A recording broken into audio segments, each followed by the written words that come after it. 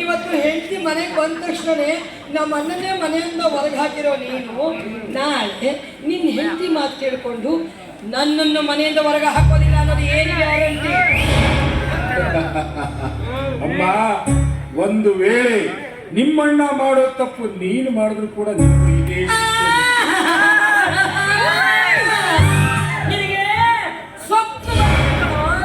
ಸಂಪತ್ತಿನ ಸೊಕ್ಕು ಬಂದಿದೆ. ನಿಮ್ಮಪ್ಪ ಎಲ್ಲ ಆಸ್ತಿ ನಿನ್ನ ಹೆಸರು ಬಂದಿದ್ದಾನೆ ಅಂತ ನಿನಗೆ ಸಿಕ್ಕಾಬಟ್ಟೆ ಸೊಕ್ಕು ಬಂದಿದೆ ಕಣೋ, ಸೊಕ್ಕು ಬಂದಿದೆ.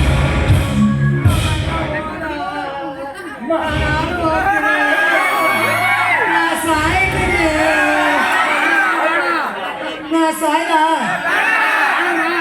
ಬೇಡವಾ? ಬರಲ್ಲ ನಿಮ್ಮ ಮನೆಗೆ? ನಾನು ಸಾಕಾಗಲ್ಲ, ಆನೆ ಸಾಕ್ಬೇಕು, ನಾನು ಸಾಕ ಅಲ್ವಾ? ನಮ್ಮ ಕಾಲದಲ್ಲಿ ನಾವು ತಾಯಿಗೆ ಎಷ್ಟು ಗೌರವ ಕೊಡ್ತಾ ಇದ್ವಿ. ತಂದೆ ತಾಯಿ ಅಂದರೆ ಜನಪದ ಗೀತೆ. ಆ ಕಾಲದ ಮಕ್ಕಳು ಹೇಗೆ ಆಡ್ತಾ ಇದ್ರು, ಏ ಪಾಪ್ಯ ಕೇಳು ಹಾಡಿದ್ದು. ಮುಂದೆ ಈ ಕಾಲದ ಮಕ್ಕಳು ಹೇಗಾಗಿದ್ದಾರೆ ನೋಡಿ. ಈಗಿನ ಕಾಲದ ಮಕ್ಕಳು ಮೊಬೈಲ್ ಬಂದ ಮೇಲೆ ಲವ್ ಪವ್ವು ಅಂತ ಹೇಳ್ದೆ ಕೇಳದೆ ಮನೆ ಬಿಟ್ಟು ಹೋಗಿ ತಂದೆ ತಾಯಿ ಹೆಸರಿಗೆ ಎಂಥ ಕಳಂಕ ತರ್ತಾ ಇದ್ದಾರೆ. ಸ್ವಲ್ಪ ಸೈಲೆಂಟ್ ಆಗಿರಿ.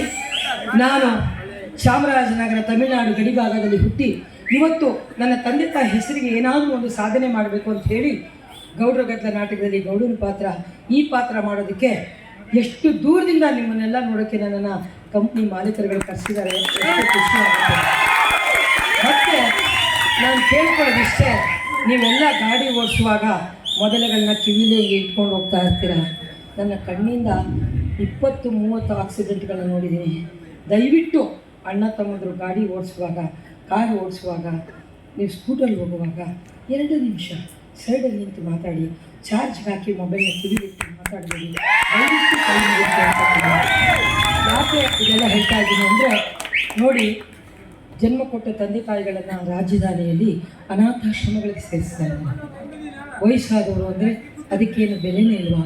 100 ಕೋಟಿ ದೇವರುಗಳನ್ನು ಪೂಜೆ ಮಾಡೋ ಬದಲು ಜನ್ಮ ಕೊಟ್ಟ ತಂದೆ ತಾಯಿಯನ್ನು ಯಾರು ಪೂಜಿಸ್ತಾರೋ ಅವ್ರ ಜೊತೆ ಭಗವಂತ ಹೋಗ್ತಾನೆ ಅಂತ. ಮಕ್ಕಳು ನೀವು ಚಪ್ಪಾಳೆ ಹೊಡೆಯೋದು, ವಿಷಲ್ ಹೊಡೆಯೋದು, ಕೂಗಾಡೋದು ಇದು ನಮ್ಮ ನಾಡಿನ ಸಂಸ್ಕೃತಿ ಅಲ್ಲ, ನಮ್ಮ ಶಿವಪುರದ ಸಂಸ್ಕೃತಿ ಅಲ್ಲ. ಊರು ಶಿವಪುರ, ಶಿವ ನೆಲೆಸಿರೋ ಈ ದೇವರು ನೆಲೆಸಿರೋ ಈ ಊರಲ್ಲಿ ಅಣ್ಣ ತಮ್ಮದ್ರು ನೀವು ಎನ್ಕರೇಜ್ ಕೊಡಿ. ಪಾತ್ರ ಮಾಡೋರಿಗೆ ಹುಡುಗಿಸಿ ನೋಡಿ ಇದೆ ಅದು ಬಿಡಿ, ಅದು ಧರ್ಮ ಅಲ್ಲ. ಹೇಗಿತ್ತು ಹಾಡುಗಳು ಗೊತ್ತಾ? ಜನಪದ ಗೀತೆ ಕೇಳಿಕೊ. ದುಡ್ಡು ಕೊಟ್ಟರೆ ಬೇಕಾಗಿ ಸಿಗತೈತಿ ಈ ಜಗದಗೆ ಕಾಣ, ಹಡದ ತಾಯಿಯ ಕಳಕೊಂಡ ಮ್ಯಾಲ ಮರಳಿ ಬರುವಳೆ